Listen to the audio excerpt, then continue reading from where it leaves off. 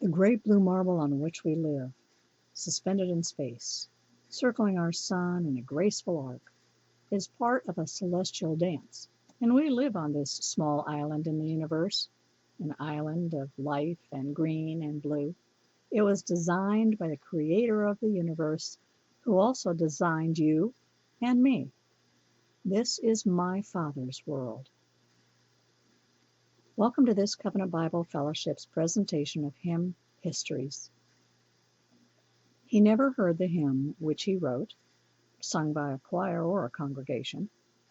He never heard it as an instrumental musical piece. That is because he wrote it as a poem in 1901, and it wasn't published until 1915 and set to music for the Presbyterian Songbook for Children. But more than children have made it a favorite of theirs. Maltby Davenport Babcock was born in Syracuse, New York, to a prominent family. He came from a line of notable men. His great-grandfather, Henry Davis, was the second president of Hamilton University, and his grandfather, Reverend Ebenezer Davenport Maltby, was a famous Presbyterian minister. Maltby Babcock was the firstborn son to Henry and Emily Maria Maltby Babcock. He was educated through the public school system, eventually attended Syracuse University, where he excelled as a student, an athlete, and a musician, and graduated with honors. His life shows how much he loved the outdoors, its beauty, and its wonders. According to hymntime.com, quote, tall, broad-shouldered, and muscular, he was president of the baseball team, an expert pitcher, and a good swimmer. He played several musical instruments, directed the school orchestra, and played and composed for the organ. He was a singer and leader of the glee club. He could do impersonations, was clever at drawing, and had a knack with tools. He was also an avid fisherman and quite the orator. He might have become a professional musician had he not chosen the ministry. After graduation in 1879, the Reverend Babcock was ordained to the Presbyterian ministry and was pastor of churches in Lockport, New York, Baltimore, Maryland, and New York City. While living in Lockport, he kept up with his physical activities and love of the outdoors through frequent long walks through the Niagara Escarpment. There, he would see the great open vistas of upstate New York and Lake Ontario. He often mused on God's creation and the wonder of it all, and many times before he left for his walks and jogs in the morning sunshine, he would tell his wife he was going out to see my Father's world. His usual route involved walking or running 2 miles to the top of a hill, from the top of which he could see a full view of Lake Ontario and the surrounding countryside, and then back again, having taken in the area's restful beauty. Sometimes he would run farther to a bird sanctuary just to see more of his Father's world. The Reverend Maltby Davenport Babcock's vigorous morning exercise set the tone for his day, praise to God, and enjoyment of life. Over his short life, Reverend Babcock stayed active and very involved in each pastorate. He was well loved by his congregations, and especially the students of Johns Hopkins University during his time in Baltimore, and after almost 14 years in Baltimore, Babcock was asked to assume the pastorate of Henry Van Dyke at the Brick Presbyterian Church in New York City. Van Dyke was a popular pastor and an author who wrote the hymn, Joyful, Joyful, We Adore Thee, but he was retiring. Babcock served there 18 months, and while in his early 40s, this last church congregation gave the pastorate couple a very special gift: a trip to Egypt and Palestine. Sailing for home afterward, Babcock took ill of a deadly fever, so the ship took him to Naples, Italy. He died there at the International Hospital on May the 18th of 1901. 6 months later, his wife compiled and published his poems and hymns. A natural poet and of a somewhat romantic nature, Reverend Babcock recorded his wonder through poetry, and often included hymn texts, devotional poems, and other assorted memories and thoughts. His sermons were also recorded. Upon his passing in 1901, his wife Catherine gathered together and published the book Thoughts for Everyday Living, based on these writings.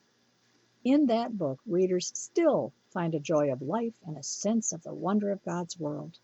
One of his poems gives insight to his approach to life. It highlights the importance of being organized for the Lord and answers the question, just how was Reverend Babcock able to accomplish so much in such a short life? One way was in prioritizing his time well. Every morning he had an hour scheduled for prayer. If he had not set that time aside, the other tasks in his busy life would have easily crowded out his prayer time and hindered his relationship with the Lord. In his poem, Be Strong, Babcock encourages us and warns us of our time and work here. We are not here to play, to dream, to drift. We have hard work to do and loads to lift.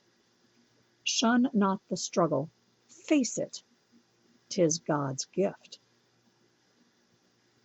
The Reverend Babcock exemplified the character quality of orderliness. Orderliness is preparing myself and my surroundings so I will achieve the greatest efficiency. Certainly, Reverend Babcock's life exemplified orderliness. Unaware of the shortness of his time on earth, he wisely arranged his days with purposeful planning, making times with the Lord a priority. This is my Father's world points to his trust in an omnipotent God who does all things well. Once Mrs. Babcock published the collection of the Reverend's writings, it became a well-read book. In it was the poem, This is my Father's World. The original poem was composed in 16 four-line stanzas, each beginning with the phrase, This is my Father's world. One of Babcock's friends, Franklin Sheppard, adapted an English folk song inserting portions of Babcock's texts into 3 8-line stanzas. Now, as a hymn, in this form, it first appeared in the composer's hymnal, Alleluia, a Presbyterian Sunday school book published in 1915. The tune name, Terra Beata, means blessed earth in Latin. It is this arrangement for which Franklin Sheppard is best known. Sheppard was born in Philadelphia in 1852. He attended the University of Pennsylvania and graduated with the highest honors before taking charge of his father's manufacturing business. Despite his career obligations, Franklin managed to dedicate a good deal of time to ministry. Since he was a talented musician, Franklin served as a church organist and a music director. Eventually, he became president of the Presbyterian Board of Publications and helped to develop the Presbyterian Hymnal of 1911, as well as to edit that Sunday school songbook, which included the hymn, This is my Father's World. According to Dr. C. Michael Hahn, professor of sacred music at the Perkins School of Theology, the first 2 stanzas of this hymn are unusually concrete in their references to nature, rocks and trees, of skies and seas, birds, the morning light, the lily white, rustling grass. For Babcock, nature was not only a visual spectacle, but an aural experience as well. Perhaps the author's skill as a musician contributed to that many auditory images. Listening ears, nature sings, birds their carols raise in rustling grass. Dr. Hahn also tells us that the music of the spheres mentioned in the first stanza is a concept borrowed from Greek philosophy. This is the idea that the most perfect sounds cannot be heard by human ears. They take place in the orderly movements of planets and stars. The actual sounds that we hear on Earth are but a weak imitation. Finally, Dr. Hahn shows that the author shifts his focus in the final stanza from describing the visual and aural beauty of nature to the reality that all is not right with the world. With a strong sense of Presbyterian providence, Babcock observes that, quote, though the wrong seems oft so strong, God is the ruler yet, end quote. The closing couplet, posing and answering the question, offers hope. Why should my heart be sad? God reigns. Let the earth be glad. Be strong. Be strong. We are not here to play, to dream, to drift. We have hard work to do and loads to lift. Shun not the struggle. Face it. 'Tis God's gift. Be strong. Say not the days are evil, who's to blame? And fold the hands and acquiesce. Oh, shame. Stand up. Speak out, and bravely in God's name. Be strong. It matters not how deep entrenched the wrong, how hard the battle goes, the day, how long. Faint not. Fight on. Tomorrow comes the song. Maltby, Davenport, Babcock. May we, like the Reverend Maltby Davenport Babcock, always keep our joy and wonder of this world in which we live. And may we be strong to never take our Creator's work and the life He has given to us for granted.